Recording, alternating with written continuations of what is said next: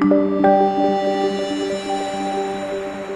and welcome to this short presentation on the National Referral Mechanism, also known as the NRM. I'm Detective Chief Inspector Kerry Loveless from Surrey Police, and I'm delivering this information to you on behalf of the Clewer Initiative. You are likely to be receiving this presentation because you are classified as being a member of a first responder organisation or would benefit from knowing more about the NRM, what it's for and how it works. The information in this presentation relates only to England and Wales. Scotland and Northern Ireland have separate legal requirements. Responsibility for the NRM sits within a branch of the Home Office known as the Single Competent Authority, or SCA. The SCA receive online referrals from many agencies and charities raising concerns that an individual may be a victim of modern slavery. The threshold for referring to the SCA is very low, and there does not need to be anything more than a concern of modern slavery. No proof is needed to make a referral.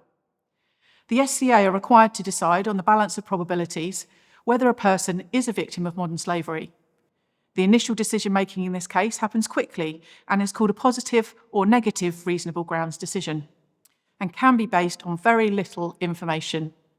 If an individual receives a positive reasonable grounds decision, they will receive accommodation for a minimum of 30 days, usually allocated within 24 hours, from the Salvation Army. During this period, the individual will also receive legal advice and emotional and practical help from supporting agencies. A fuller and more informed decision is made in due course, and this is called a positive or negative conclusive grounds decision.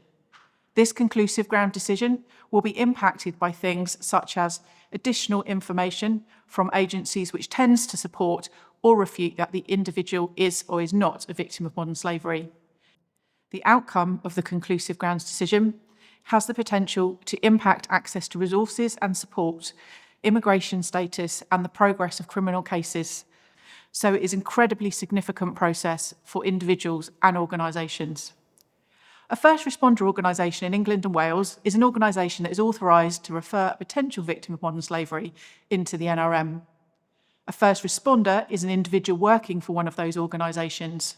The current statutory and non-statutory first responder organisations are police forces, certain parts of the Home Office, UK Visas and Immigration, Border Force, Immigration Enforcement, the National Crime Agency, local authorities, Gangmasters and Labour Abuse Authority, Salvation Army, Migrant Help, Medi Trust, Calayan, Barnardo's, Unseen, Borso, New Pathways, and the Refugee Council. First responder organisations have various responsibilities. The duty to report a potential victim of modern slavery to the Home Office is set out in the Modern Slavery Act 2015. All individuals working for the agencies listed have a responsibility to act. The individual and organisational responsibilities include identifying potential victims of modern slavery by recognising the indicators, gathering information in order to understand what has happened to potential victims, referring victims into the NRM via the online process. Where the victim is a child, no consent is needed to refer to the NRM. If the victim is an adult, consent should be sought. If consent is not given, the Home Office should still be notified using the online duty to notify process. And they should provide a point of contact for the SCA to assist with the reasonable and conclusive grounds decision and any request of reconsideration where a first responder believes it is appropriate to do so. Both the NRM and duty to notify processes can be accessed by visiting gov.uk. There are also many charities which offer advice and support online for reporting modern slavery concerns. You should ensure that you're familiar with your organisation's requirements in relation to modern slavery, as well as your obligations to report directly to the SCA. You should always contact the police first in situations where immediate action is required. Once you have submitted an NRM or duty to notify where consent has not been given by an adult, the information will be reviewed by the SCA and they will decide which agencies also need to be aware of the information to take effective action. It's important that you submit as much information as you can on the NRM or DTN to support the SCA in making appropriate decisions.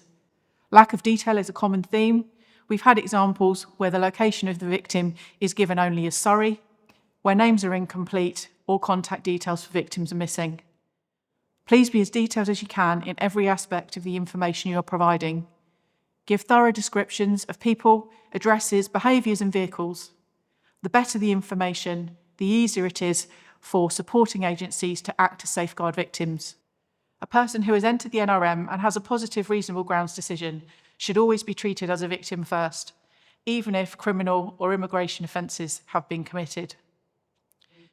I hope this has been a useful insight into the National Referral Mechanism process, your potential obligations within it.